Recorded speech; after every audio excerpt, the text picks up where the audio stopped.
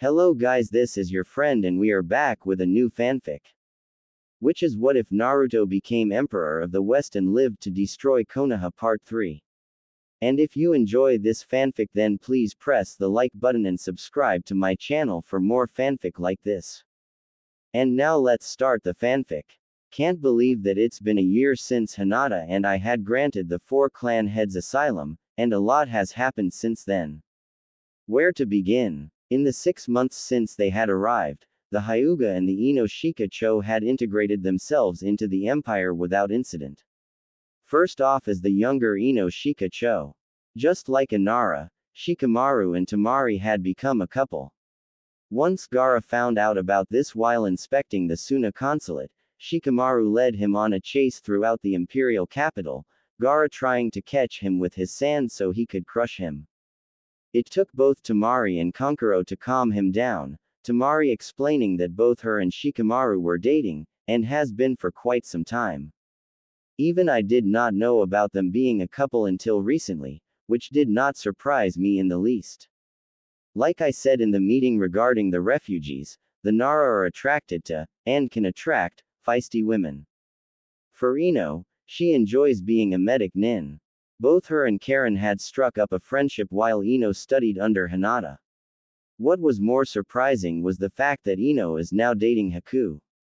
Which led to Inoichi chasing down the ice user throughout the streets of Kimen when he found out. It took both Zabuza and Ibiki to calm the Yamanaka clan head down. Zabuza would be very displeased if his adopted son ended up with irreversible brain damage. Choji works with his dad in the Shinobi Affairs division alongside Shikaku.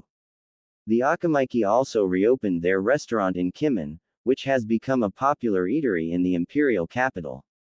Inoichi and his wife also reopened their flower shop, with Inoichi's wife running the business while he is away working with Zabuza and Ibiki. Of course, this doesn't mean that the Inoshika Cho has broken up. Far from it, the younger team has made a name for themselves in the West. As it turned out, Hayate Okajima had taken an interest in the trio following a shogi match inside a parlor house in Kimen with Shikamaru, and became the de facto sensei to the Inoshika Cho. Honestly, I don't know what Asuma had been teaching them, but under the Tengu, their teamwork has drastically improved tenfold. The Pakara merchant house has them on call when it comes to escorting caravans all over the empire when they defended it against a group of bandits in the southern region. Tenten is now a member of the Hellcat unit, having survived the hell of Hellcat training, trust me, I know, as Yugito is a certified sadist. She is now the shinobi weapons expert for the Hellcats. She also works at the Himura weapons shop and spars with Miho Himura on occasion. Following the 6-month probation period, in which Hinata, the council and myself had formally welcomed the 4 clans into the empire, both her and Neji had gotten engaged. Following the 2-on-1 match against Takeshi Chiba, Rock Lee was approached by a retired shinobi who had fought alongside me in the Unification Wars. His name was Jun Fan, and he was a taijutsu expert in the Goken style. Rock Lee was very interested in learning the advanced style taught to him by Maida Guy. Even though Rock Lee still sprouted his springtime of youth shtick on occasion, he has developed into his own person, and not into a mini guy clone. He still wears green, but thank the gods that it's no longer spandex. Hiyashi has taken Neji under his wing, and has trained him in the advanced Jiyukenpo techniques. Hinata had formally recognized Hanabi as the Hyuga clan heiress and Hanabi made Neji her second in command of the clan. It will be a couple of years, but Hanabi will be a strong head of the Hyuga clan. By the way, did I forget to mention that Hinata is pregnant? Yeah, Hinata is pregnant. I won't go into details, but it was after the Unification Festival that we ended up in bed. 3 days after, the tests came back in, and Hinata told me while in bed one morning. When we broke the news that day during the meeting with the Imperial Council, and guess what happened? A fight broke out between the council members over who would be the godparent of our child. I allowed this to continue for another minute before I called the meeting to order and announced that Spring Daimyo Kazuhana already had called dibs on her being the godmother for our child in exchange for Hinata and I being godmother for her child. That deflated the council at first. But then, a second fight took place over who would be the godparent over the second child Hinata and I would most likely have.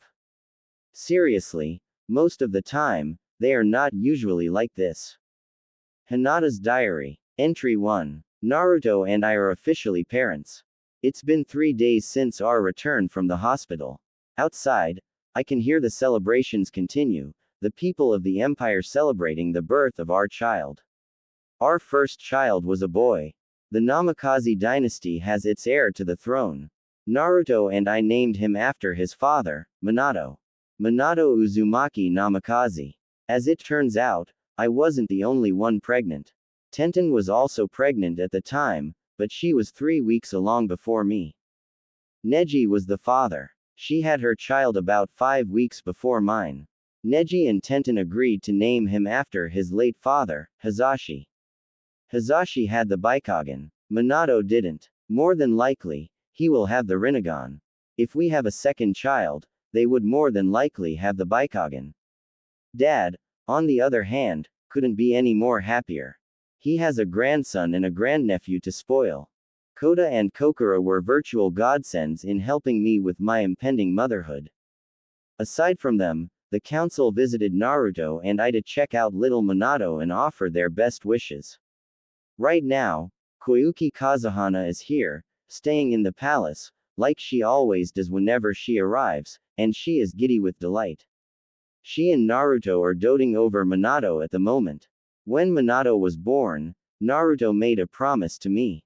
He promised that he will always be there for his child. My response was that I will hold him to that promise. Naruto's Journal. Entry 2. Just returned from Konoha, where I retrieved the ashes of my parents. This marks the second time I visited my old home. The first was when I killed both Kaharu and Hanmura and issued my warning to Danzo. The Anbu disguise worked the last time around, so after midnight, I snuck into the cemetery and retrieved their remains. I could have returned to the west then, but my old pranking habits re-emerged with a vengeance.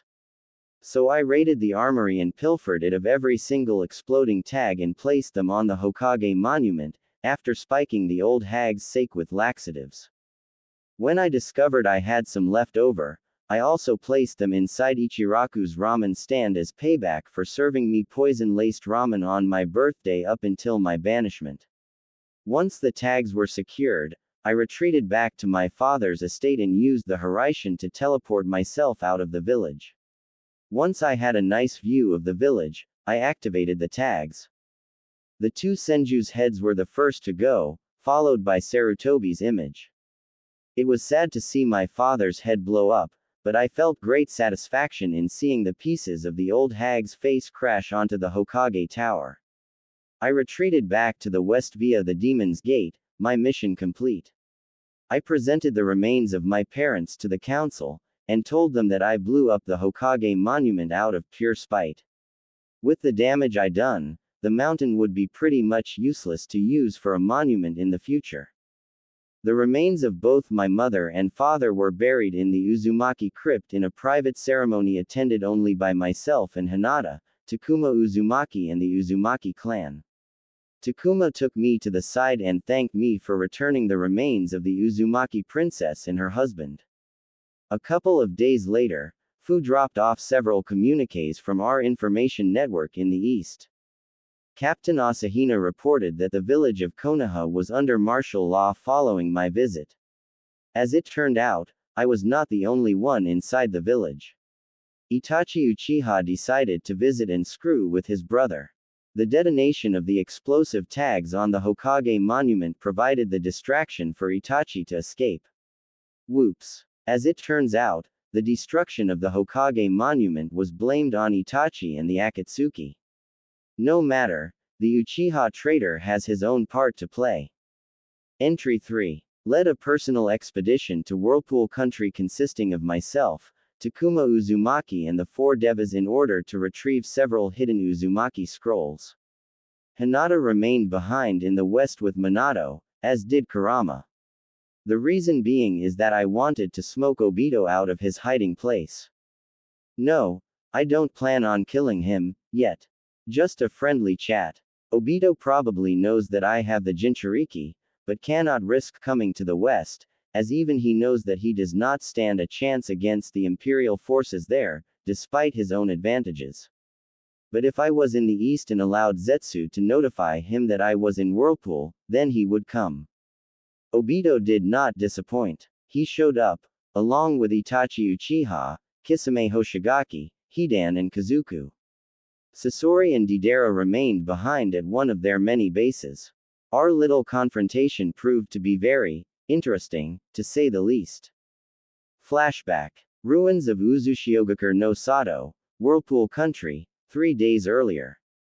Cage-style hat covering his face, dressed in his standard shinobi uniform with black flak vest and haori, Naruto was ready for a fight. The 4 devas, Kentaro, Rasu, Sadako and Kaide, flanked their emperor as the Akatsuki emerged from the shadows opposite of the Imperial group. First was Sasuke's brother, Itachi Uchiha. His partner, Kisame Hoshigaki stood beside him, sizing up Kentaro and his massive broadsword.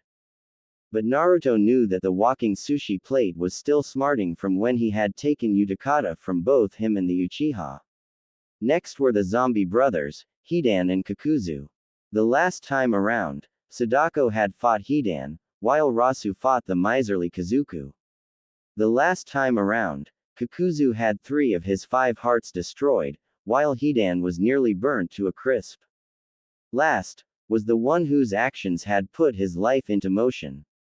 His father's former student, Hitachi's former teammate, Obito Uchiha. Sasori and Deidara were absent, as they were back in aim with Konan and Nagato.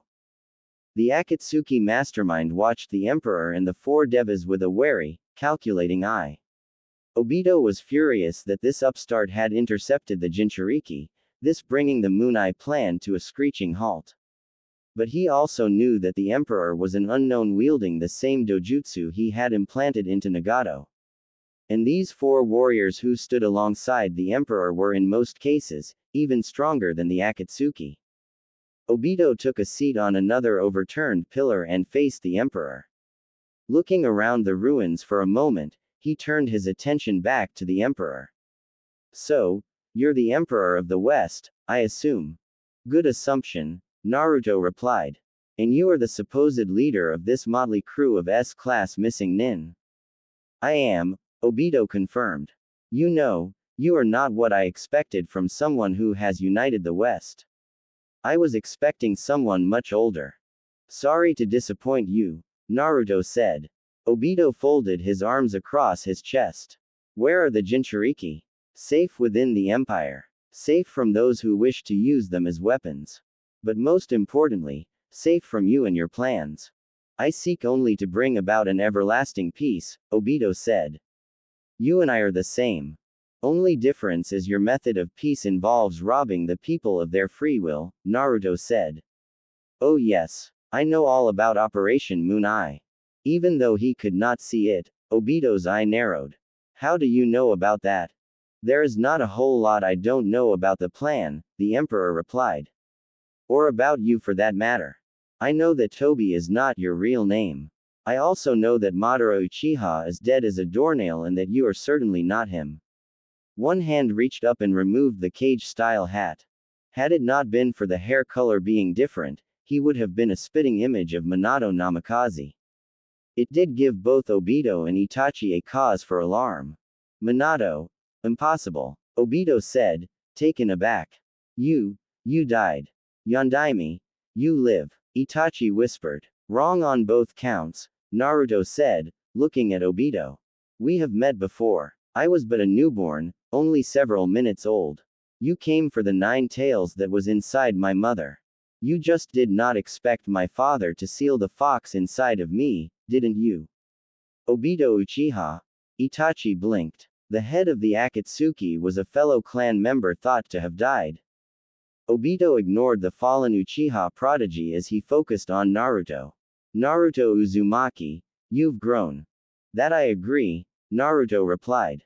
Despite Sarutobi's attempts to stunt my growth, despite the fact that they pissed on my father's final wishes, and despite the betrayal of my former self and my godparents, yes, I have grown. Without the village to hold me back, I have grown indeed. Strong enough to become the Emperor of the West, Itachi noted. I'll say, Hidan seconded. Who knew the little could reach such potential? So much blood he had spilled in order to get to where he is. Jashin would have been pleased. Amazing what hard work can do. Something that your brother has failed to realize, Naruto said, causing Itachi to wince slightly. But what I want to know is this, you were part of my father's cell. Why did you betray my father? Let's get one thing straight, Obito replied defensively. I had nothing but the utmost respect for Minato, both as a shinobi and as a leader. Even after Madara had shown me the truth in regards to the Uchiha and the Senju, I still respected him, because he gave me a chance. But in the end, he was so damn honorable, even going as far as to seal the fox inside your body, as he would not want no other child to be subject to the life of a Jinchuriki. The masked man paused for a moment. Their deaths were but a minor setback for the greater plans of the Akatsuki. But you, on the other hand, have brought what Madara wanted, what I wanted in danger. You may call Operation Moon's-Eye what you want, but all I want is a world free of war, of suffering, an end to the tears. With the Uchiha leading the world in an era of so-called peace, Naruto snorted. Better us than the Senju, Obito rebuked. You yourself can bear witness to that, Naruto. I know that Tsunade was your great aunt, as well as your godmother. I know she blames you for your mother's death just as Jiraiya blames you for the death of Minato. You have gotten strong, even stronger than Sasuke. Even without the fox, you have gotten stronger. In effect, you owe me. I made you what you are today. If it wasn't for me, you would be stagnating in Konohagakure no Sato, just like Sasuke is right now. And it would be a shame to have you as my enemy when I can have you as my ally instead. Naruto and eyebrow. Your father was my teacher, Obito continued. I can be a teacher to you, a mentor. I can show you how to master the Rinnegan, to master the six paths. You have the potential to become even greater than your father, than the other Hokages before and after him. You becoming Emperor of the West is proof of that. Join me, Naruto. Join me and we can lift the web of lies. We can crush the leaf once and for all. You have an interesting point, Naruto said. But, I must decline, as your crimes are too great. Crimes? What crimes? Obito asked. Naruto ticked off Obito's offenses on his fingers. You used the Sharingan on Yagura and incited a bloodline purge upon the innocent people of Mist in an attempt to eliminate those who would be a threat to the Uchiha and the Sharingan in the long run. You tried to use the Jinchuriki, the closest I have as brothers and sisters, in a plan for world domination. But your greatest crime is that you robbed me of my parents. He stood up. My parents know that it was you who had done this. They also know about the Sanin's betrayal. So consider this my solemn pledge. I will not only wipe Konoha off the map, with Sasuke as the catalyst for Konoha's destruction, but I will also exterminate your organization, and I will crush the remnant of the Uchiha clan. Itachi will die, as will Sasuke, and you. End flashback. Obito did not take my declaration very well. The Akatsuki attacked. I and the four Devas fought back. Hidan had taken on Kaide, Kisame fought Kentaro, Sadako and Kakuzu mixed it up, and Itachi wanted a rematch against Rasu. I fought Obito. His time-space jutsu had started to get annoying, until I got close enough to slap a seal on him which nullified it, thus making the battle a bit more even. Obito wielded a katana and Madara's battle fan. I had only my katana. Bless you, Sanshi, for teaching me Iaido. And bless you, Zabuza, for teaching me Kenjutsu. I think Obito was very much surprised that I was at his level, or in my case, exceeded it. He did tag me with a couple of good shots, while I destroyed his mask. Obito, seeing that he could not win, ordered the others to retreat, after seeing that his members had been defeated once again. The message had been sent. The son of the Yondaime is back. And he is gunning for you. Entry 4. War is imminent for Suna. I should start from the beginning. Hinata and I were in Suna on an inspection tour of the Suna branch of the Pakara merchant house, and to receive intel regarding Konoha, Orochimaru and the Akatsuki. Honestly, I did not expect two of the Akatsuki to try and kidnap Gaara. The mad bomber from Iwa, Deidara and Chiyo's grandson, the mad puppeteer Sasori of the Red Sands. Sometimes, it sucks being the emperor. Deidara and Sasori had planned this well, I have to admit. A sleeper agent named Yura served as one of Gaara's advisors, slaughtered the entire guard assigned to guard Suna's gates.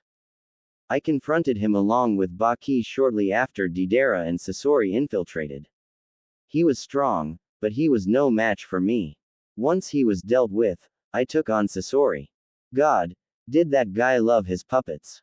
He even went as far as to make his own body as one in an attempt at eternal youth. Sasori was very surprised to see that I was the Emperor of the West. That was all I needed. One fiery Rasenshuriken later and his attack puppets were reduced to carbon, with Sasori himself crippled to the point that he begged for his life. Too bad that I was not in a forgiving mood as I crushed his heart under my heel and incinerated his remains.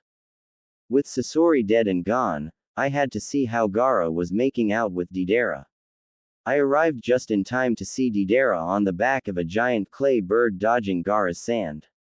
Too bad Deidara did not see my wife on a Niabi roof, nor that Gaara was manipulating him into moving closer to Hinata.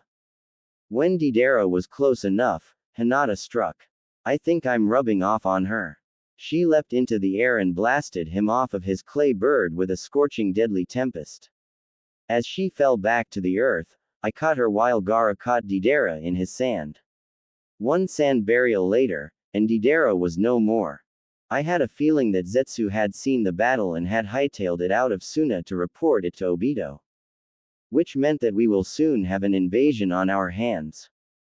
I told Gaara that if I was Obito, I would invade Suna. He agreed with me and began to mobilize his forces. Hinata and I returned to the west. I called an emergency meeting of the Imperial Council and told them of the impending invasion and of my intentions to help Gaara. The council agreed, and with their blessings, I mobilized 4 battalions, 2 shinobi battalions and 2 samurai battalions. Not taking any chances, Hinata had also mobilized the Imperial Logistics and Medical Division, as she expected the number of wounded shinobi to be very high. I also summoned Zabuza and his demon brigade. Zabuza was more than happy to get in on the impending action. The 4 Devas, Cell 9 and the younger Ino Shika Cho also volunteered. But that would not be enough. I needed more backup. Which is why I summoned the Jinchuriki. Flashback. House of Sovereigns, Council Chambers. The Emperor and Empress Consort of the Western Empire sat in their chairs as the Jinchuriki, and one freed Biju Queen, stood before them. Following the deaths of both Sasori and Deidara in Suna, it was made clear that an Akatsuki invasion of Suna was imminent. With only 72 hours to prepare for the impending invasion of Suna, Naruto had to work fast. Naruto had already mobilized 4 battalions of the Imperial Defense Force and they were primed and ready. The Ino Shika Cho trio and Cell 9 were also summoned and ready to enter into the fray. Naruto looked at the Jinchuriki assembled. To him, they were the closest thing he had as siblings, given their connection to being Biju containers. In less than 3 days, Gaara and Suna will be attacked by the Akatsuki. With the exception of Sasori and Deidara, who have been killed by Hinata, Gaara and myself, the entire gang from Itachi Uchiha to Konan and the 6 Paths are coming to play. Even worse, they are backed by 100,000 white Zetsu clones. What does this have to do with us? Han grumbled. I plan on going to war against the Akatsuki, Naruto continued. I plan on wiping them out once and for all. The reason why all of you are here is that I am asking you to come with me to Suna. Given your past problems with the Akatsuki in regards to your Biju, I'd figure that you would want some payback. If you refuse, then I will not hold it against you, and you will be free to leave. The Jinchuriki looked at one another, conversing with each other for a moment. Yugito was the first to speak. I've fought alongside you and Hinata for a long time. As long as I can bring my Hellcats to the party, I'm in. Granted, Naruto confirmed. Ah, what the hell, Utakata said, shrugging his shoulders. I'll come as well. Same here, Fu seconded. We'll take these punks to the pain, killer be wrapped, causing the others to sweat drop. Show 'em that the West plays no games. You did save both Han and myself from the Akatsuki, Roshi said. For that, we owe you big. I'm game. Han nodded his consent. Payback sounds good. Real good. Count me in. And you, Kurama? Naruto asked. The red-headed woman shrugged her shoulders. No need to ask me that question, kid. Obito and I have some unfinished business. So long as you don't kill him, Naruto said. Just beat him within an inch of his life. I want him alive enough so I can take his head myself. End flashback. Say what you want about Kurama, but she proved to be very helpful in transporting 4 battalions, plus 3 special forces teams and the remaining Jinchuriki to Suna en masse. When I returned, Gaara had been busy. He had evacuated the civilians out of the city and into several fallback positions out of harm's way. Suna was made into a virtual fortress. To anyone from the elemental countries who is watching, you will bear witness and see what happens when you decide to screw with the unified West and her allies. This will give you pause and to rethink your line of thought. Hinata's diary. The battle is over. The Suna Imperial forces have won. The Akatsuki have been annihilated. 100,000 Zetsu clones, along with Obito and Itachi Uchiha, Kisame Hoshigaki, the Zombie Brothers and the 6 Paths of Pain, against 6,500 Suna ninja, 50,000 Imperial soldiers, 6 Jinchuriki and 1 freed-tailed beast. Sounds like a suicide battle, right? Well, my husband was once known as the unpredictable, knuckle-headed ninja of Konoha. And as emperor, he still lives up to his title. Gaara had declared most of the city expendable. Suna can always rebuild, he surmised. Kurama vowed to deal with Obito personally, while Naruto decided to deal with Itachi. The consulate had been transformed into a triage center and the Yamada clan were renowned for their healing jutsu. Naruto had ordered me to remain at the Cage Tower. I refused. Where you go, I go, I told him, giving him no room to argue with me. He sighed and allowed me to come with him. The gathered forces of Suna and the Empire were in the streets, ready for the battle. Seeing as how I had fought alongside him, I know how Naruto works. He has that charisma that makes people believe in him, which is why the Imperial forces will follow him even into the depths of hell. This is where we fight. This is where they die. The Akatsuki will be crushed once and for all. Give them nothing, but take from them everything. The Imperial forces and the Suna ninja broke into cheers, raising their weapons into the air. Naruto sure knows how to work the crowd, to pump them up full of confidence. It was midnight when the Akatsuki came. They came in through the gates which had been destroyed earlier by Deidara, led by Itachi Uchiha and Kisame Hoshigaki. Naruto and Gaara had encountered the first half of the Zetsu clones. Naruto created 200 shadow clones and brought down a quarter of the Zetsu clones using the Hiroshin, followed by Gaara crushing a sizable portion with the sand burial. As the second wave of clones came charging in, led by Obito himself, Naruto pulled out his trump card. He unleashed the Jinchuriki upon the Akatsuki. Obito had expected to capture them one at a time. But he wasn't expecting all of them to be fighting in this battle. While Kurama went after Obito, Naruto fought Itachi. The battle between the fallen Uchiha and my husband was indeed brutal. Naruto would tell me about it shortly afterward. An epic battle of swords, fists and jutsu.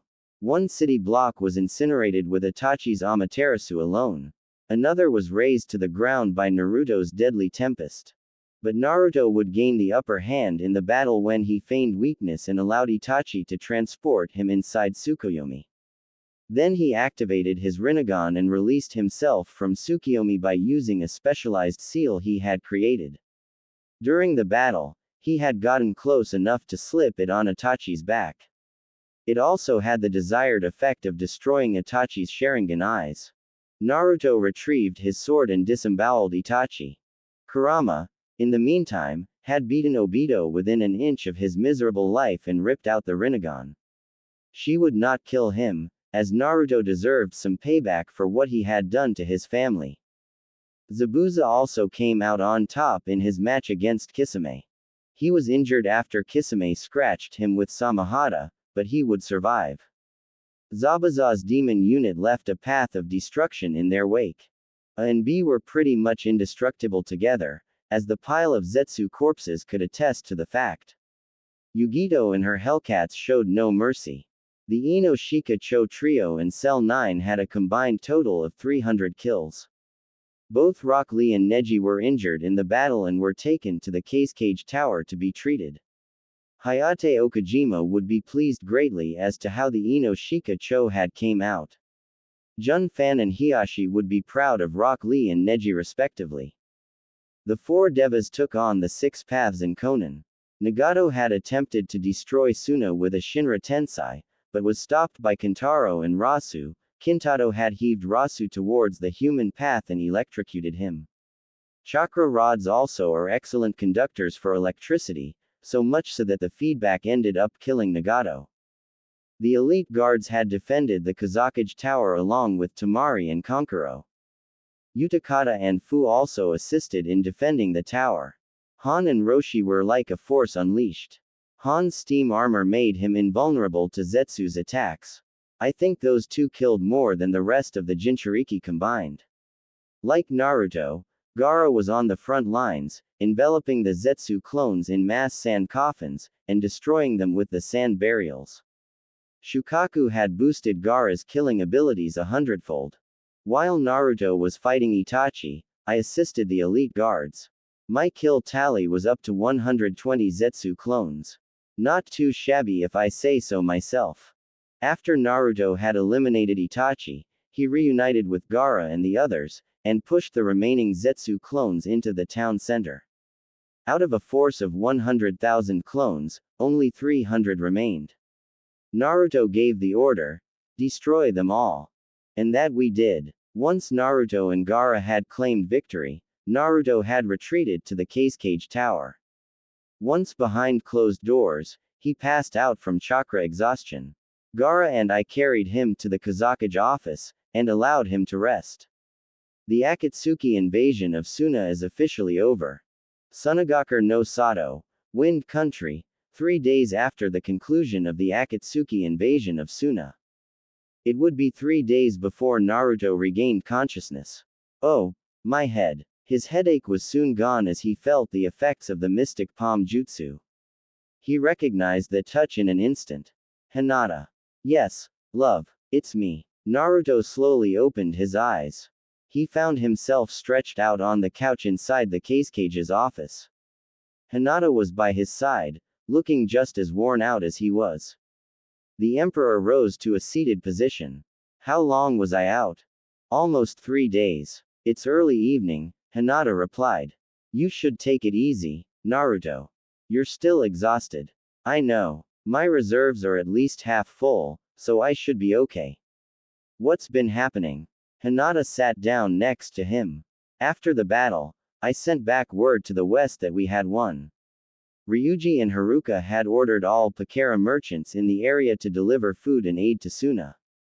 The Pakara merchant house has been busy around the clock. Remind me to send a thank you note to the Shinzens, Naruto replied. Anything else? Gaara's placed all of Suna under martial law, Kurama said as she entered the office, followed by Gaara, Shikamaru and the Sand siblings. Glad to see you're awake, Kit. Hinata has been by your side for the past couple of days. I noticed, Naruto replied. The others, the Jinchuriki, all are alive and accounted for, Shikamaru replied. Obito is under heavy guard around the clock. Congratulations, Namikaze. You have won a great victory. Naruto shook his head. No, we all did. I can't take the credit. We all fought long and hard, and against a powerful enemy. He stood up. Hinata had his cage-style hat in his hands. He graciously accepted it and placed the hat over his head. Gaara stepped up and extended his hand. Lord Namikaze. Congratulations. Naruto shook it. Same to you, Lord Casecage. He looked at his clothes. Is there a place where I can clean myself up? I can't go out looking like this in front of my people. Tamari, show the Emperor our guest quarters, he said. Of course, Gaara. To Naruto, she said, follow me. Inside of the guest bedroom, Naruto, from the waist up, sat on the edge of the bed, fresh and clean from the shower while Hinata conducted an impromptu physical on her husband. Hinata knew every part of Naruto's body both figuratively and literally, which is why she had become his unofficial physician. Byakugan activated, Hinata checked Naruto's body for any and all internal injuries. Naruto's body had a myriad of cuts, scrapes and bruises.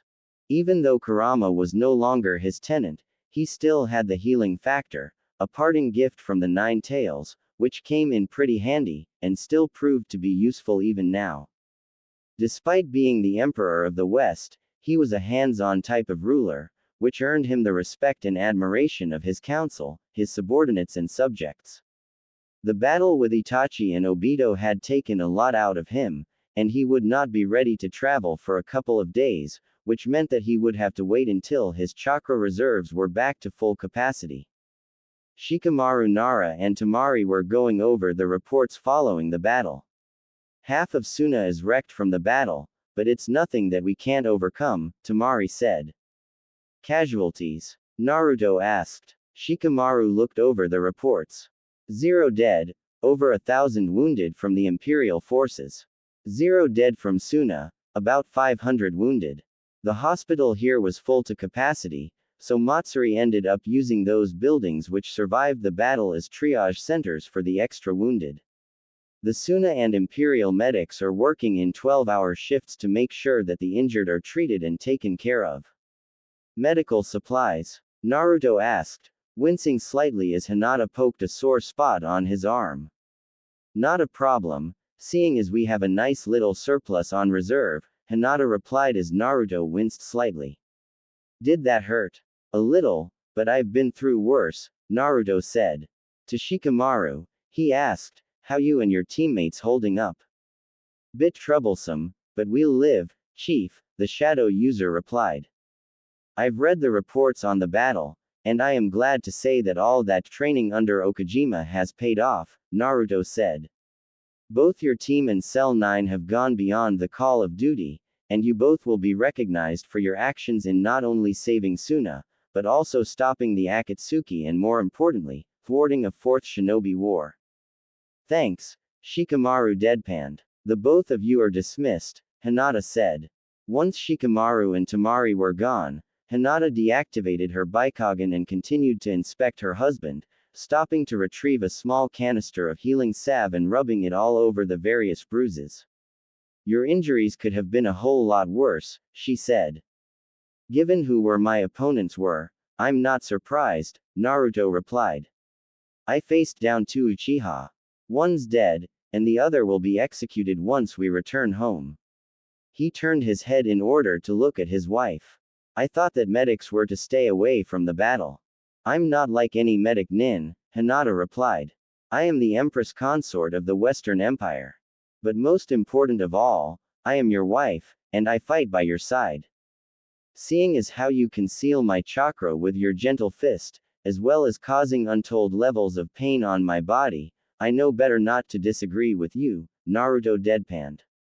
Hinata smiled. Smart move, she said, pecking him on the nose. There. Done. She closed the jar of salve and placed it back inside her pouch. Nothing broken, thankfully. Naruto nodded as he finished getting dressed. The knock on the door came as Naruto finished dressing up in his battle uniform, the mesh shirt, black pants and ninja sandals. The black flak vest was partially covered by the black haori with the red flame pattern on the tail ends, the 4 symbols seal on his back in red. Whenever he was leading into battle, his hair was styled in spikes, similar as to how his father would usually wear it, rather than being combed back. He wore no hitai, but reached for his cage-style hat instead. Hinata turned to the door. "Come in." The door opened and in walked a battered Fu. "Chief. Lady Hinata." "What is it, Fu?" Naruto asked, turning around. "I received word from the Pakera outpost at the Wind Fire border. Konoha shinobi are on the way here," Fu reported. Naruto looked at Hinata, whose expression mirrored that of his own. "They must have heard about the Akatsuki invading and want to try and get back on Gaara's good side," Naruto surmised. "Too bad the battle's over." Turning back to Fu, he asked, "How many are coming?" "At least 200 Junin. We managed to identify some of them who are coming. Both of your former senseis and cells have been identified. The others are Asuma Sarutobi, Maeda Guy, and Yamato. The Godime and Jiraiya are leading the mission personally. We put their time of arrival at least 4 days from now." That caused Naruto to pause. Once again, the Emperor looked at his wife. "Looks like playtime is officially over," Naruto said. Hinata nodded. "I agree. It's time to reveal ourselves to our former village," she said. "No more hiding." To Fu she said, "You're dismissed." Fu nodded and returned to the imperial consulate in the village. 4 days later, the city gates had been blown off, the city walls had cracks, crevasses and holes. Bodies of Zetsu clones littered the area surrounding the city gates as Tsunade and the Konoha envoy approached the gates. The Konoha ninja identified the Suna ninja by their style of flak vests. Squads of Suna Junin and Imperial troops were hard at work rounding up the bodies and burning them in several giant pyres. The Konoha envoy passed several of them as they approached the gates. Pakera merchants led their caravans into and out of the city, dropping off food and aid. What surprised Tsunade and the others was as they approached the city walls, they noticed the number of tents located on one side of the city gates, the Imperial forces having made camp, since Suna was too small for the Imperial forces to contain. They could hear the laughter and the music coming from the camp, as the Imperial soldiers recounted their heroic feats of not only themselves, but of their emperor, the Empress consort, the Kazekage, and of the Suna ninja, of which the Imperial forces have grown to respect. Tsunade frowned. From what Jiraiya had told her, it took them nearly a week to reach the west by boat, and half that time by airship. And yet, here were Imperial shinobi in and around Suna. Jiraiya's expression matched that of his former teammate as he looked at the number of Imperial shinobi and samurai. The spy network reported that with the number of white Zetsu clones combined with the 6 paths of pain and the remaining members of the Akatsuki participating in this battle, Suna's chances of coming out of this alive were nil. "The number of Imperial forces here could mean one thing," Jiraiya said as they approached the gates. "Either the Emperor or someone on his side is highly skilled in time-space ninjutsu." Tsunade nodded. "It seems that way," she said. With the deaths of Kaharu and Hanmura, their power and influence had returned to Tsunade. The two elders had always supported the civilian side of the council, and with the both of them gone, the influence civilian side of the council once had was now all but crippled. "I don't care about these people," Sasuke snarled, dressed in his Anbu uniform, Chikudo slung behind his back. "Itachi is here, and I don't care who stands in my way. I want Itachi's head on a stake." Had Sasuke and the others were paying attention, they would have noticed a burning pyre that was being tended to by the Imperial troops. Had Sasuke been paying attention, they would have seen the bodies of Kazuku, Konan, Nagato, as his body was recovered from a Megakure, the 6 paths, Kisame Hoshigaki and Itachi Uchiha being fed to the flames. Asuma Sarutobi approached the gates of the village with apprehension. The reason being was that his former students were working with the Suna guards at the gate, signing in the Pakera caravans as they entered the village. The Ino Shika Cho looked just as worn out and battered from the war, but alert and ready for anything. Naruto had summoned both their team and Cell Guy into a private meeting, warning them of Konoha's impending arrival earlier that day, and told them that Konoha would soon be arriving on Suna's doorstep and of his and Hinata's plans to reveal themselves to their former village. He also told them that if they did not wish to see the impending fight, then they can remain inside the cage tower until the matter is concluded. Cell 9 chose to remain inside, as Neji, Tenten and Rock Lee refused to have any further dealings with Guy. That and both Neji and Rock Lee were still wounded, and since the triage centers were full to capacity, Gaara allowed the both of them to recover inside his home. For Asuma, it had been 2 years since the last time he had seen his former cell. He believed in Konoha, and that in order for Konoha to be recognized as the strongest of the shinobi villages, then sacrifices must be made. That was why he had supported the banishment of Uzumaki, and the CRA. But Konoha's actions had the opposite effect, as it barely held on as one of the 5 strongest villages. Ino saw the approaching Konoha shinobi. "Hold it. State your business." She trailed off when he saw Asuma. "Oh, it's you, Captain Sarutobi." Asuma winced. His former cell had never forgave him. Still hasn't from the look of things. "What are you doing here?" Ino demanded. "Last time I checked, Suna and Konoha are on bad terms, regarding that incident," she said, glaring daggers at Sasuke. "You're not welcome here in Suna. Go home." Tsunade frowned at the blatant disrespect her former student was showing. "We came out of good faith. We came to see Gaara and see if he needs help in repelling the Akatsuki." "There's no need for that, Lady Hokage," Tamari replied as she appeared, looking just as haggard as the Ino Shika Cho.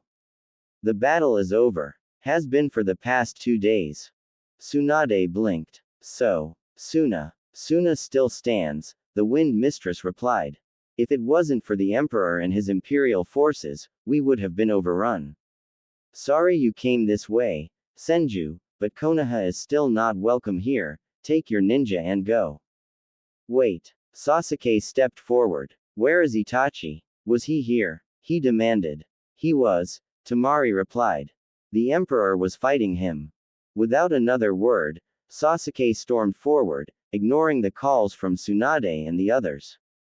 Sighing, Tsunade turned to Tamari. "Can you take us to the cage so we can get a report on what has happened here?" Tamari sighed. "Fine. Just don't alienate the Imperial troops here." Asuma gave one longing look at his former cell, who was back at work with signing in Pakara merchants, ignoring him completely. His actions in the past regarding Ino and the Restoration Act had all but destroyed the relationship he once had with them as their sensei. Kurenai placed one reassuring hand on his shoulder. "Come on, Asuma. They made their choice," she said in a soothing tone. Asuma sighed. "I know. Damn it," he cursed as he followed Kurenai into the village. Imperial forces patrolled the streets with Suna shinobi as Tsunade and the others made their way towards the cage tower. Carts filled with dead Zetsu clones were being hauled off to be incinerated by disposal units. "What the hell happened here?" Kakashi asked. "It started with Sasori and Deidara attempting to kidnap Gaara," Tamari began. "But the Emperor and his wife were here on an inspection tour of the Imperial Consulate, and they helped in killing both Akatsuki members. It was then revealed as Deidara lay dying by the Empress Consort's hands that the Akatsuki planned on invading Suna to gain a foothold.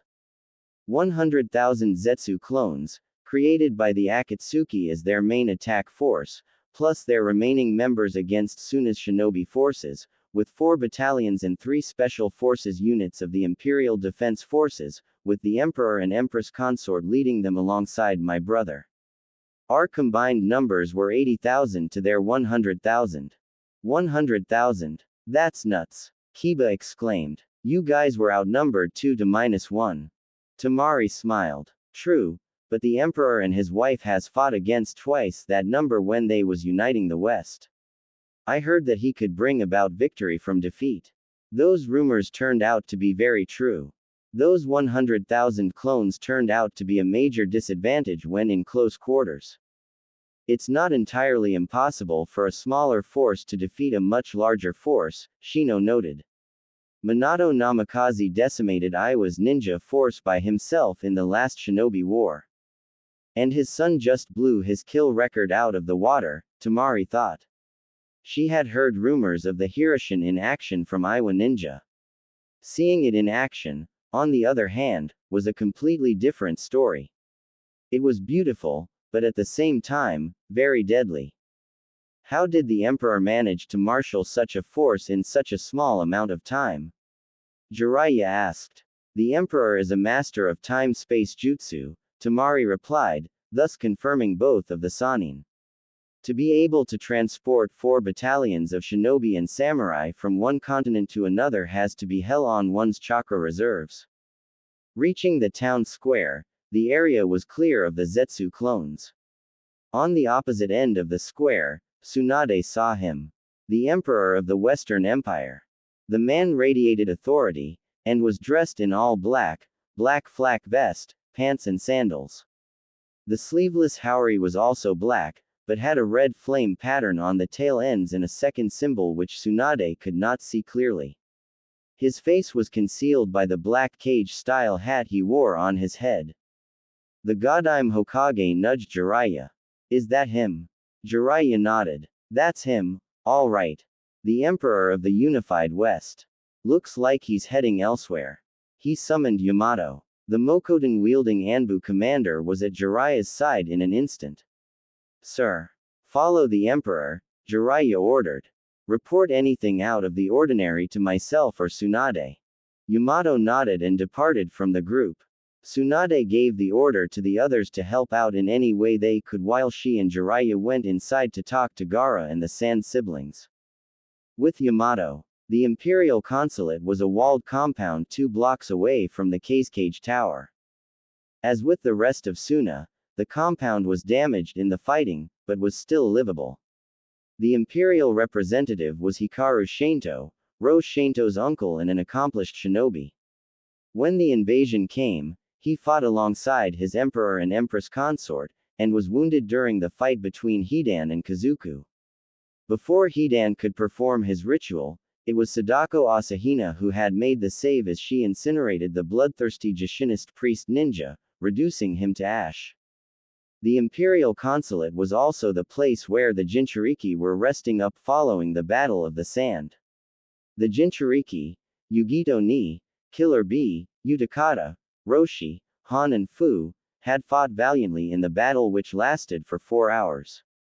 Even had gotten in on the action, fighting at his brother's side. Yamato watched from a safe distance as the Emperor entered the Imperial Consulate. The gates were guarded by Imperial guards. Yamato saw that the building next door to the complex was not guarded, which was perfect enough for him to sneak in. The building itself was 3 stories tall, but tall enough for him to look over the compound walls. Yamato took notice of a gaping hole in the wall which would give him a perfect view of the inside of the consulate's courtyard. The building itself was unguarded, allowing Yamato easy access. Yamato made his way to the 3rd floor and found the jagged hole overlooking the consulate. What he saw surprised him. Jiraiya and the Godime had suspected that the Empire had taken the Jinchuriki, he thought. Look like they were right. I see Killer Bee, Yugito, Utakata, Fu and those 2 from Iwa, but no Uzumaki. And who is the red-headed woman with them? He watched as the Emperor emerged from the consulate. Almost immediately, the Jinchuriki and the red-headed woman stood before the Emperor and went down on one knee.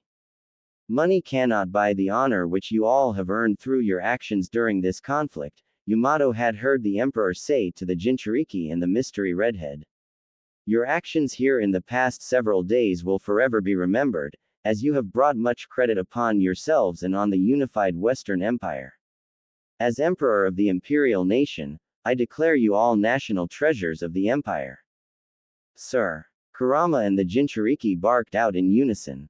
Having seen enough, Yamato silently left the scene, unaware that he had tripped a hidden seal alerting the Emperor to his presence. In the consulate, Naruto merely smiled. With Kurenai and Cell 9. When Kiba and Shino had told Kurenai about their visit to Kimen, Kurenai was especially concerned about the description of the Empress consort. So when they passed a triage center, curiosity had gotten the better of the trio and they walked inside. Several rows of cots were lined up throughout the room, each of them containing either an injured shinobi or samurai. As Suna medic nins, imperial medic nins and combat surgeons worked to make sure that they were comfortable. The former cell identified Matsuri instantly, as she was talking with several other Suna medics. And Kurenai saw her. It had been 6 years, but she recognized her former pupil in an instant. Her hair was cut short, but it was in a much different style than she wore as a genin under her command. Kiba saw that she had filled out in all the right places and was trying his hardest not to gawk, or drool, at his one-time crush. Kurenai saw that she was a medic nin, and her attire had backed that claim, a black shinobi shozoku with a fishnet undershirt, black junin flak vest. A satchel of medical supplies was strapped to the small of her back along with a pair of curved knives. Kurenai deduced that they were not from the east, but despite the exotic look to them, they were very deadly. She was talking with several imperial medics, an air of authority around her. Kurenai felt happy, but at the same time betrayed when Hinata had ran off with Naruto when the banishment orders had came down from the Godime. In the east, she was a wanted ninja, an A-ranked missing nin in the bingo book. But she was an imperial medic ninja, and under the protection of the unified Western Empire. Need help with anything? A passing combat medic asked. Are you injured? Kurenai quickly responded. No. Actually, I was wondering if I could speak with that woman over there, she said, pointing to Hinata. Sure, the combat medic replied before walking over to Hinata and whispering in her ear. Kurenai watched as Hinata turned and faced her. Hinata did not look the least bit shocked upon seeing her former sensei and teammates again. Thanking the combat medic, Hinata walked over to her former cell. With a flick of her head, she gestured that she wanted to speak with them outside. Hinata led her former sensei and her former cell out into the Suna night. Stopping once they were outside, Hinata turned and faced Kurenai and the two men, and Akamaru. Isn't this something? Hinata said. Cell 8, together again. Hinata. Kurenai began, not knowing whether to either be disappointed or proud of her former student. You look good. Real good, Kiba seconded. You can drop the act, Kurenai, Hinata said, folding her arms across her chest. Kurenai frowned. This reunion had just went south quick. That's Kurenai-sensei to you, Hinata, she snapped. No, because seeing as how you denounced me when I left Konoha with Naruto, I don't see you as my sensei anymore, Hinata rebuked. What I want to know is this, why did you denounce me? Kurenai sighed. She turned away, as she could not look Hinata in the face. Hinata, what you did to me that day, what you did to all of us. I saw it as a betrayal. Even after I warned you about Uzumaki, that he was nothing but a fox in human skin, you still ran off, abandoned the village when he was banished. When I found out what you did, I saw it as a betrayal. She turned back to face her former student. So, yes, I denounced you. Judging by your tone, you still stand by your decision, Hinata noted. She did not sound surprised. Did you support the Godime's decree that Naruto should be banished? I did, Kurenai replied firmly. We all did. We still believe in that the Godime and the council did the right thing, Hinata. Not everyone, Yuahi, Hinata said. My father and my sister, the Ino Shika Cho and their children, my cousin and his teammates, they honored the Yondaime's request, something that you, Asuma and the others should have done. Kurenai's eyes narrowed. Just how much did Hinata know? Realization then crept across her face as she said, it was you, wasn't it? You talked the emperor into allowing the clan's asylum. The former heiress nodded before turning to both Kiba and Shino. I can tell that the both of you think that my husband is a demon in human flesh, she continued. But he is not. You married him, Kiba exclaimed. You married the demon, Hinata. How could you? Why not? Hinata replied. You of all people know I've always admired him back when we were genin. We've been married for 3 years now. Naruto is not the Nine Tails in human form. He is the Jinchuriki, the prison, warden and cell. The cup, but not the water. I met the fox personally and I can honestly say that she is very polite for a biju. Kurenai blinked. She. The fox is female. Did you ever wondered why I decided to run when Tsunade banished him? Hinata asked. No, I guess I'll come clean and tell you. The clan elders planned on branding me with that damned seal, so my father sent me away with Naruto for my own safety. It was his own way of saying sorry for being such an asshole to me for the past couple of years, as well as protecting me. Out of all the clans in the Leaf, only my father, and the Ino Shikacho honored the Yondaime's final request, and did not see Naruto as a demon. What does that have to do with anything? Kiba demanded. Everything, Hinata replied. When Naruto was banished, Tsunade also reversed Sarutobi's law, as I was there that day. Naruto had to be out of Konoha by the end of the day, and out of Fire Country by the end of the week. But she didn't say anything about his parents, didn't she? What about that demon? Kiba retorted. Hinata meanly smiled. Naruto is not a no-named orphan like most of the village think. Hinata, you're on dangerous ground, Kurenai warned. Ever notice how Jinchuriki are related to people in positions of power? Hinata continued. Gaara's father was the previous Kazekage. Killer Bee's brother was the former Raikage. Naruto is no different. Tsunade and the council, in their so-called infinite wisdom, banished the son of the Yellow Flash and his wife, the Red Death. Hinata. Kurenai shouted. That is a SS class secret. They can't know about that. Well, it's a good thing that I'm not under Konoha's authority now, isn't it?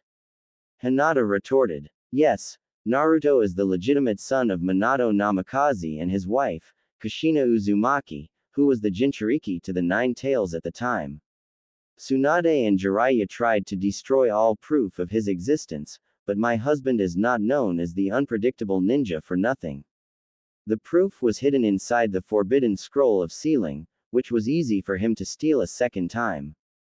Kurenai, on the other hand, was fuming. She couldn't touch Hinata, as she was not under Konoha's command. The second was that she was an unknown. People change in 6 years, and judging by the flak vest she wore, Hinata was an experienced Junin and a highly skilled medic nin. And she had spent time in the West. If only Kurenai knew. But the story gets even more interesting, Hinata continued. Not only Naruto was banished on trumped-up charges, but Tsunade and Jiraiya spearheaded the entire thing. Betrayed by his own godparents. But there's more. Naruto's father was Jiraiya's star student in the sealing arts. Kushina was a surrogate daughter to Tsunade. Naruto has connections to the Senju clan through Hashirama's wife, Mito Uzumaki, who was the first Jinchuriki to the Nine Tails. It was Shino who connected the dots, as he studied Konoha's history. Mito Uzumaki married Hashirama Senju in order to bring the families closer into an alliance. Tsunade Senju is her granddaughter. From what Tsunade had confirmed, Kushina Uzumaki is her niece. His eyes widened as what he was about to say died on his lips. Hinata finished it for him. Yes, Shino. Tsunade banished her great-nephew. Enough. Kurenai shouted, now furious over the fact that Hinata had broken several of Konoha's darkest secrets. Enough, Hinata. Or what, Kurenai? Hinata shot back, not backing down from her former sensei. You're still in the bingo book for deserting Konoha, the Genjutsu mistress replied, preparing to strike. And you broken the laws regarding Uzumaki's lineage. I wanted to try and reconcile with you, but you leave me no choice. Shinra. Tensai. Crunch. Kiba looked around. What the hell was that? Kiba half shouted, looking around. More than likely, the Uchiha pissing off the Emperor, Hinata replied casually. And he is not as forgiving as most people think. Kurenai's eyes went wide like dinner plates. That stupid boy, she shouted, her problems with Hinata forgotten. Kiba, Shino. On me. We got to stop Sasuke. As Cell 8 bolted off to stop Sasuke from igniting a war between the Empire and the Leaf, Hinata merely smiled. So, it begins, she thought. With Kakashi, Asuma and Guy. While Kurenai had a reunion of her own, Kakashi decided to check out the town. Asuma and Guy, having given up on trying to find his former students, decided to tag along. Sasuke had ran on ahead in order to confront the Emperor, and given the fact that the Emperor and his wife were highly skilled warriors who could kill his former student in more ways than he could out, Sasuke could end up bringing a war onto Konoha's doorstep. While looking for Sasuke, they entered a section of Suna in which the presence of Imperial troops was more heavy than what they usually see. It soon became clear why to the trio of Junin. Before long, they were stopped by 3 Imperial shinobi. Kakashi saw that they were high Junin level, which could mean trouble for them. Whoa, whoa, stop right there, the senior Imperial Junin said as several more shinobi kept their distance, but was more than ready to swarm the trio just in case. This is a restricted area, you can't pass here. We're from Konoha, Asuma replied, using diplomacy. We're here to offer any form of assistance if needed. Thanks for the offer, the Imperial Junin replied, but we got everything covered here. You're guarding something, Asuma said. Or rather, someone. You're smarter than you look, the Imperial Junin replied. We got a survivor from the Akatsuki, the leader himself, under guard. Given as to what he can do, the chief and his wife aren't taking any chances. Guy's SS-class threat. That caught the Konoha trio's attention. The Empire had captured the head of the Akatsuki. Just how powerful is the Emperor, as he was able to do what Konoha and the rest of the elemental countries had failed to do, which was destroy the Akatsuki. I take it he didn't surrender willingly, Kakashi said. Nope. One of the chief's senior advisors had the honor of taking him down, the Imperial Junin said. The lady had the honor of killing the mad bomber from Iowa earlier, while the chief took out that one member with the real freaky red eyes. Now that I think about it, the Akatsuki head's eye was the same as the other guy's. Now that caught the trio's attention. The leader of the Akatsuki had the Sharingan. Feeling a sense of dread in his gut, Kakashi asked the question that was on his mind. What is the leader's name? He asked. The Imperial Junin turned to one of his comrades. Hey, Ko, what's that guy's name? The one that Lady Kurama captured? He asked. The one named Ko replied, it's Uchiha. His name is Obito Uchiha. Kakashi's eye went wide as he looked like had been given the 1,000 years of death. Even Asuma and Guy was concerned. Obito, who had thought to had died in the last shinobi war, was the head of the Akatsuki. No. It can't be. Obito's dead. Kakashi's mind screamed. What are his crimes? Asuma asked, pushing down his emotions. Crimes against the imperial nation and her allies, the Imperial Junin said, and crimes against the Emperor of the Western Empire. Both carry an instant death sentence. What crimes against the Emperor? Asuma asked. The murder of his parents, the Imperial Junin replied. We need to confirm that Obito Uchiha is indeed the head of the Akatsuki so we can file it in our reports to the Hokage and the Konoha Council, Asuma said. Can you take us to him? We can, the Imperial Junin replied, but this is your first and only warning. If you try to aid and abet the Uchiha in any shape, form or fashion, you 3 will be leaving Suna in a box. The Konoha trio nodded and they were led, under heavy guard, to where Obito was being held. In %, the building in which housed the fallen Uchiha belonged to a Suna merchant who had evacuated the village along with the rest of the Suna civilians. A 1-story storage shed, it was now an impromptu jail cell which held one of the most dangerous men in the elemental countries. Outside the house, a squad of Imperial shinobi, members of Zabuza's Demon Brigade, stood guard, weapons drawn, watching the Konoha shinobi like a hawk. Inside the single room, were 4 more shinobi, also of the Demon Brigade. And seated in the center of the room, was the former teammate of Kakashi Hatake, the now former leader of the Akatsuki, Obito Uchiha. The broken man was seated in a chair. The Rinnegan which he had stolen from Nagato before invading Konoha was removed from his left eye, albeit forcibly at the hands of Kurama. Chakra suppression cuffs were on his hands and even his legs. A series of seals were on his back, which had sealed off his chakra, drained him of his strength and rendered his Sharingan unusable. Overkill, yes, but the Emperor was not one to take any chances. Obito was alone with his thoughts, his remaining eye closed when he heard someone call out his name. Obito. Obito, is that you? Now there is a voice I haven't heard in years, Obito said as opened his eye. Kakashi, Asuma and Guy stood before him. Kakashi Hatake. Asuma Sarutobi. Maida Guy.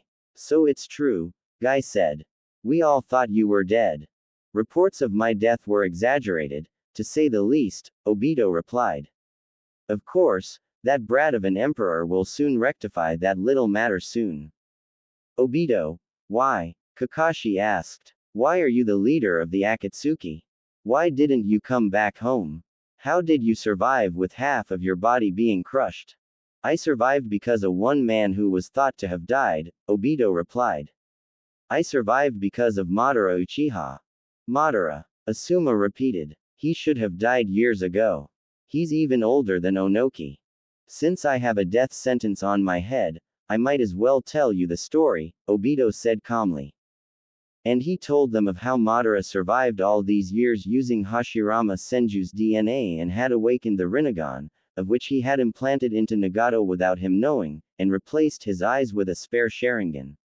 He told them that through the demonic outer path statue, which had kept him alive for all this time, that he created a living clone of the first Hokage, of which was now destroyed by the Emperor having sent his forces to level his hideout, and that the Emperor had resealed the demonic statue and banished it from this plane. I acted at his behest, Obito concluded.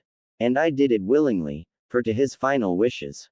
Why? Kakashi demanded, while Guy muttered something about unyouthful. I wanted to return to Konoha at first, Obito said. But Madara said that would be impossible, as I owed him my life. The crushed parts of my body were reconstructed with Hashirama's cells. While I was recovering and learning how to use my new limbs, I found out through Zetsu that both you and Rin were being attacked by Mist Shinobi. I came to the site, and watched as you shoved a Chidori into Rin's chest. Kakashi winced. You killed Rin, Obito deadpanned. And I killed the Kiri Shinobi when they tried to take her body. It was then, I realized that what Madara was telling me was indeed true. Our reality is indeed worthless and it should be destroyed.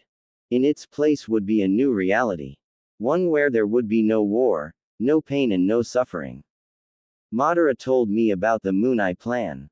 By retrieving the Biju and merging them with the demonic statue, the 10-tailed beast would be revived, with myself as its Jinchuriki.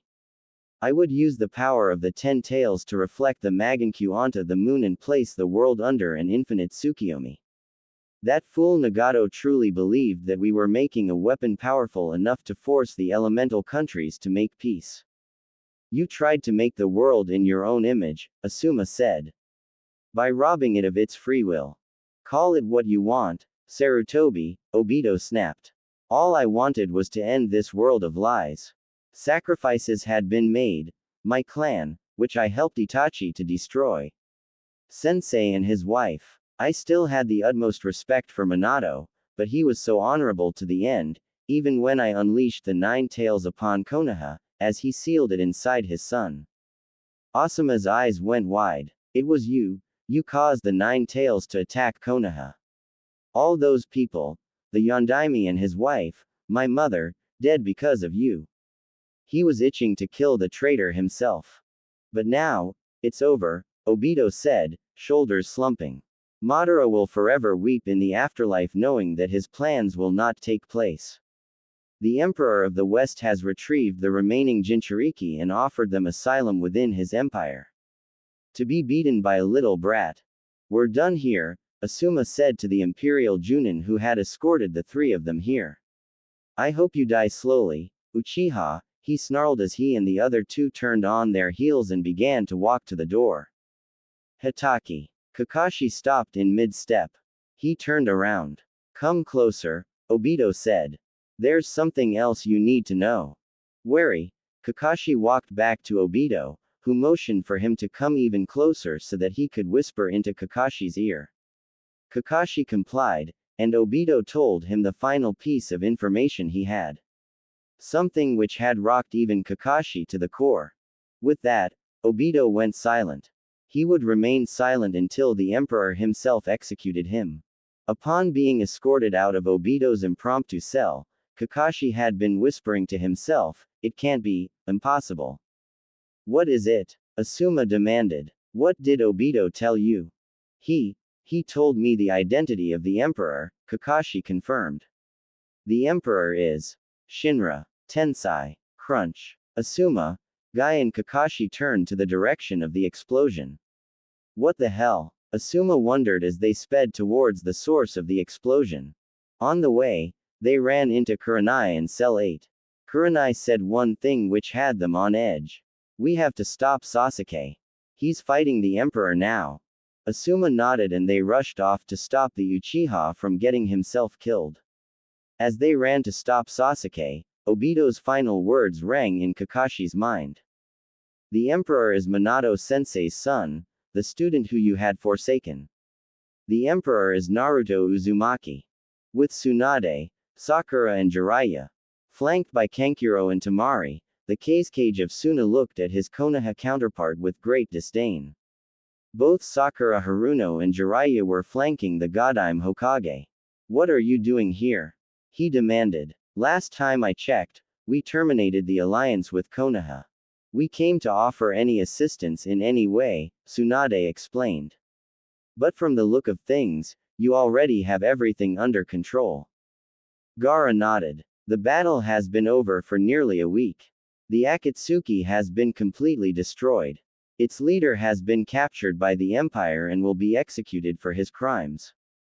The elemental countries can now breathe a sigh of relief knowing that the Akatsuki is no more. Can we have a report on the battle? Jiraiya asked. One has been sent to the fire daimyo, Kankuro said. You should be getting a copy from him in a matter of days. You just did not show up because you wanted to join in on the battle, Gaara said. What do you want? To speak with the Emperor, and try to smooth over some of the lies he has heard, Sakura said. Some of which were spread by you and your village. Tsunade shot her pupil a nasty glare. Look, we came here to help out, to try and repair our alliance, she explained. It's clear that even without the Empire backing you, that Suna is on the fast track to usurping the leaf as being the strongest of the villages, while Kazuhana's shinobi village will knock us off as one of the 5 main villages. So you want to try and get back on my good side, is that it? Gaara asked, just as Yamato entered the room. While Yamato spoke with the 2 Sannin and Sakura, Asuna Junin appeared via Shunshin and whispered into Gaara's own ear. While Gaara looked amused, Sakura and the 2 Sannin looked very angry. When were you going to tell us that the Empire had retrieved the Jinchuriki and used them to fight in this war? Tsunade demanded. Wasn't my place to say it, Gaara replied. The Emperor convinced them to fight in this was against the Akatsuki. The Akatsuki were looking for the power of the Jinchuriki, and the Emperor gave it to them, although they were on the receiving end of it. If the rest of those demons were here, Sakura began, then Uzumaki was here as well. Gaara's eyes narrowed. In the far corner, the gourd which carried Gaara's reserve sand shook slightly, right before the cork popped out. Senju, please get your student under control, or else the next words out of my mouth will be, sand coffin. Tsunade threw a glare to Sakura which told her to shut up.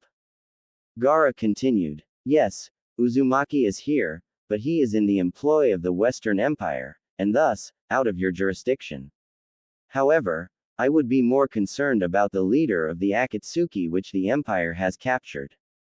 In fact, The Emperor has been privy to the identity of the Akatsuki chief for quite a while now.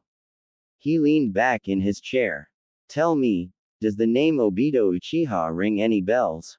That got a reaction from Tsunade, but from more importantly, Jiraiya. Obito was Minato's student. We all thought that he had died in the last Shinobi War. I thought that Nagato was the head of the Akatsuki. Gaara said. Far from it. The Empire's information network is very thorough, even more so than yours. However, I would be more concerned about Konoha's golden boy picking a fight with the Emperor. Realization crept across the Sanin's faces, just as Shinra, Tensai, crunch. Damn that Uchiha, Tsunade shouted, turning on her heels and bolting out of the room, Jiraiya and Sakura following her. Behind his desk, Gaara merely smiled. This is going to be one hell of a family reunion, he mused. Minutes earlier, at the Imperial Consulate, Naruto Uzumaki Namikaze looked at Kurama and the assembled Jinchuriki that knelt before him. He could not be any more prouder of not only his forces, but of the Jinchuriki and the role they played in the destruction of the Akatsuki. Money cannot buy the honor which you all have earned here through your actions during this conflict, Naruto began, once again masking his voice. He also knew that Yamato was watching, as he had triggered the seals he had placed inside the neighboring building. Your actions here in the past several days will forever be remembered, as you have brought much credit upon yourselves and on the unified Western Empire. As Emperor of the Imperial Nation, I declare you all national treasures of the Empire. Sir. Kurama and the Jinchuriki barked out in unison. Had Yamato remained inside his hidey hole for another 15 seconds, he would have seen Sasuke Uchiha forced his way inside the Imperial Consulate. The Imperial soldiers inside drew their weapons, but the Emperor ordered them to stay their hand. Not really caring that the Emperor had the Jinchuriki, Sasuke stormed across the courtyard, Sharingan ablaze. Where is he? Where is he? Sasuke demanded. Naruto looked amused. You again, Uchiha. Where is my brother? Sasuke demanded. I know he was here. They said that he was fighting you. Naruto shrugged his shoulders. People say plenty of things. I could have either been fighting either your brother, or his walking sushi plate of a partner. Maybe I was fighting the insane Jushinist and his miserly partner. You never know. This is your first and only warning, little man. Leave now or else I will not be held responsible for what happens if you refuse. Damn you! Sasuke shouted as he unsheathed his chokoto. Lighting began to dance along the blade as Sasuke charged. Big mistake, Fu muttered as she and the other Jinchuriki quickly got out of the way. Naruto's eyes shimmered into the Rinnegan as he raised one hand. Shinra. This is going to hurt, muttered to himself. Tensai. Sasuke felt an invisible force lift him off his feet and sent him crashing through the compound wall before landing amongst the debris from the battle and from the remains of the compound wall. Naruto did not give him a chance to recover, as he hopped through the gaping hole in the wall and with an uppercut from hell to the jaw, propelled Sasuke into the air. As Sasuke fell back to the ground, Naruto kicked him hard in the chest. Only to find out that he had kicked a log in two. So he's finally learned something, Naruto thought as Sasuke appeared from behind, Chikudo in hand, ready to impale him. Smirking, Naruto executed the flash step. Derived from his father's signature Hiraishin, Naruto moved fast enough for him to leave an afterimage, of which Sasuke found out the hard way when his blade slashed through Naruto's afterimage. Flashing through several hand seals, Naruto unleashed his jutsu. Wind release. Deadly Tempest. Having seen Temari's signature Kamidachi in action, Naruto had created a jutsu using Gaara's fan-wielding sister as his inspiration. The Deadly Tempest was an A-ranked jutsu which blasted the opponent with hurricane force winds.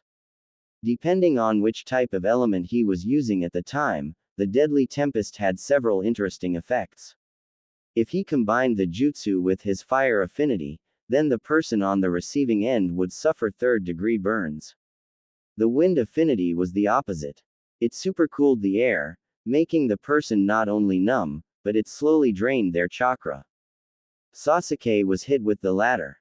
The powerful winds crashed into the Uchiha prince's body, once again lifting him up into the air and sending him into the general direction of Suna's village square, Sasuke cursing the emperor as he was sent flying. The last Uchiha crashed into the town square, just as Tsunade, Jiraiya, Yamato and Sakura came charging out of the cage tower, while Kakashi, Asuma and Guy emerged from a side street, following their conversation with Obito Uchiha, and Cell 8 came from around the corner following their confrontation with Hinata. Naruto calmly walked into the square as Sasuke tried to get back to a vertical base. Meanwhile, the Imperial forces had blocked off the Konoha shinobi's escape route, effectively separating the Sannin, the Junin and the remnants of Konoha 11 from the majority of the Konoha Junin that were still outside of Suna, creating an impromptu arena. Silly little Uchiha who thinks he is a match for me, Naruto mused. Sasuke coughed up a wad of blood and spit it out. Shut up, he snarled. Where is Itachi? Itachi, so your brother has a name, Naruto said, one hand going into his pocket. He pulled out the item he knew that would set Sasuke over the edge and tossed it to his former teammate, where it landed at his feet. Sasuke looked down and his eyes went wide. With a trembling hand, he reached down and picked up the item. An item he recognized instantly, as it had something to do with his brother. The item in question was Itachi's Akatsuki ring. Correction. He had a name, Naruto said. Sasuke began to tremble as the full totality of what the Emperor was saying had struck him with full force. In case you fail to realize, Uchiha, Naruto continued, your brother is dead. His body, along with what remains of the Akatsuki, is being burned outside of the village walls. Sasuke looked at the ring. Then back at the Emperor. The Magenkyu began to spin rapidly as the cursed seal reactivated, thus breaking through the seals Jiraiya had placed on him years earlier that was designed to nullify the cursed seal's influence. Itachi was dead. The Emperor did the one thing that he could not, which was to kill him. His family would be unavenged. He was indeed, albeit he did not know of Obito's existence, the last Uchiha. Flame-like patterns began to appear on Sasuke as the cursed seal began to make him stronger. Black flame patterns began to appear, spreading from Sasuke's shoulder, to one side of his face and down his arm, ending at his hand, which was currently charging a second Chidori. Oops, Naruto taunted. Did I say something wrong? You bastard. Sasuke bellowed as he charged, the now freed cursed seal giving him a boost in speed. Die. Sasuke. No. Jiraiya and Tsunade shouted. Instead of using the flash step, Naruto spun to the side, the cage-style hat falling off his head as Sasuke passed him, missing where his head was at just moments earlier, and prepared his own counterattack. One that anyone who knew the Yondaime recognized almost instantly. Sasuke. Don't. Kakashi shouted, just as Sasuke spun to face the Emperor. The Emperor is Rasengan.